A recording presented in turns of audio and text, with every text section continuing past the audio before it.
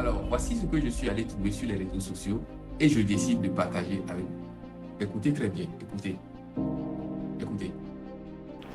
Salut les amis, j'espère que vous allez super bien. Aujourd'hui, je vais vous donner des conseils pour votre orientation professionnelle, notamment pour les profils juniors, c'est-à-dire en fin d'école d'informatique ou alors qui débutent leur carrière. Ne faites pas l'erreur de débuter votre carrière en tant que chef de projet ou alors en tant qu'ingénieur sécurité, c'est-à-dire que vous allez en école d'informatique pour faire de la cybersécurité ou de la sécurité de façon générale. C'est une erreur et je vais vous expliquer pourquoi dans cette courte vidéo. Mais avant, je tiens à préciser que c'est le fruit d'analyses que j'ai faites sur le terrain concernant les lacunes des profils juniors qui se lançaient directement dans ces deux domaines-là. On va commencer avec celui de la sécurité. Et bien évidemment, je vous demanderai d'écouter jusqu'à la fin avant de m'incendier dans les commentaires. Donc, concernant le domaine de la sécurité, on se rend compte en entreprise qu'on a beaucoup de gens qui sont flagués ingénieurs sécurité et qui passent essentiellement le temps à faire des fichiers Excel. Et ils reconnaissent les normes ISO, ils ont certifié ISO, machin, etc. Mais sauf que ce n'est pas de ça dont nous, les opérationnels ou les ingénieurs cloud et DevOps, on a besoin. On cherche des gens qui sont capables d'auditer notre code, pas d'utiliser des outils qui vont aller scanner notre code. Ça veut dire qu'on a besoin d'ingénieurs sécurité qui comprennent la technique. Or, c'est ça mon problème avec les ingénieurs sécurité de nos jours. Vous avez beaucoup de jeunes, ils voient des films, des séries avec des écritures qui descendent. Ils disent je vais faire la sécurité, je vais faire la sécurité parce que c'est bien, parce que c'est sexy. Mais sauf que ce n'est pas cette sécurité-là qu'on enseigne dans la plupart des écoles. Attention, dans la plupart des écoles. Souvent, on enseigne aux gens comment apprendre des normes de sécurité, chiffrement et tout le reste. Non. Sachez que de nos jours, dans le domaine de la sécurité, on a besoin de personnes qui sont pratiques, techniques. Sinon, ça va poser problème pour la sécurisation. Et je dis bien encore, chez la majorité de mes clients, on se retrouve dans cette situation. Laquelle? Où nous, on a écrit du code, on souhaiterait potentiellement déléguer cet aspect de la gestion de l'infrastructure à l'équipe sécurité parce que ça peut être des firewalls ou ce genre de choses. Mais on se rend compte que la plupart des personnes qui sont du côté de la sécurité, où on doit déléguer effectivement ce travail-là, mais du coup, n'ont pas forcément les compétences techniques. Et là, je l'ai vu depuis que j'ai débuté ma carrière en tant que IT, qu'on a des personnes à la sécu, en fait, qui ne touchent pas la partie technique. Ils nous mettent des outils de détection, d'intrusion, etc. Mais je pense que c'est très limité. Donc, je le dis encore au profil junior, faites de la technique. Soyez soit admin 6, soit admin réseau, soit ingénieur cloud, ingénieur DevOps ou développeur. Faites d'abord la technique à fond.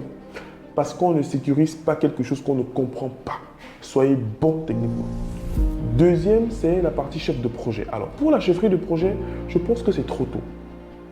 En fait, on aura beau vous apprendre à gérer un projet, quand vous allez arriver en entreprise, vous allez devoir gérer en même temps aussi des développeurs, donc des personnes expérimentées. Et très vite, il risque de vous remettre à votre place si vous ne comprenez pas comment fonctionne le cycle de vie d'une application. Comment fonctionne le modèle opérationnel que l'on retrouve dans les entreprises pour notamment gérer au quotidien une application, que ce soit le run ou le build.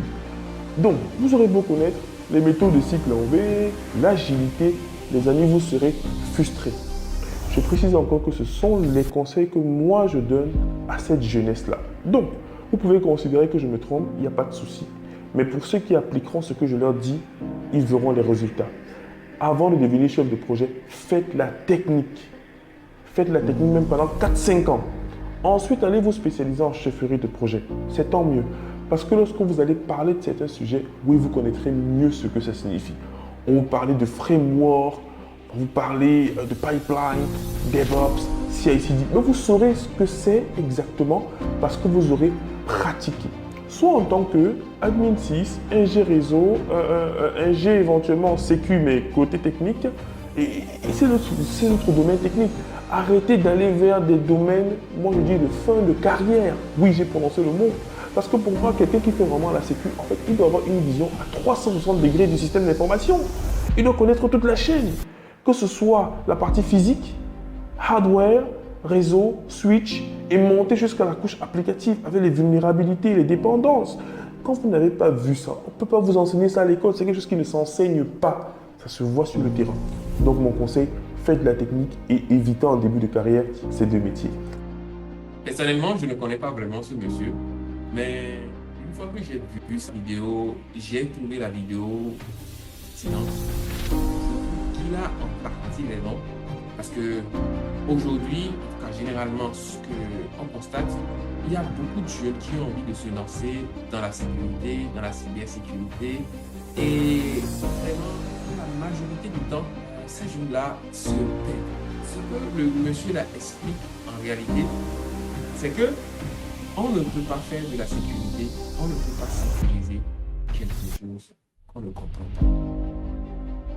Il faut d'abord commencer par apprendre d'abord comment les choses fonctionnent, travailler sur les choses, administrer d'abord ces choses, avoir une vision globale sur ces choses avant de pouvoir se lancer sur la sécurisation.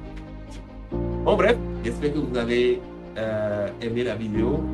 Donnez-moi vos commentaires parce que je sais qu'il y a plein de gens qui viendront m'inonder en commentaire. Allez!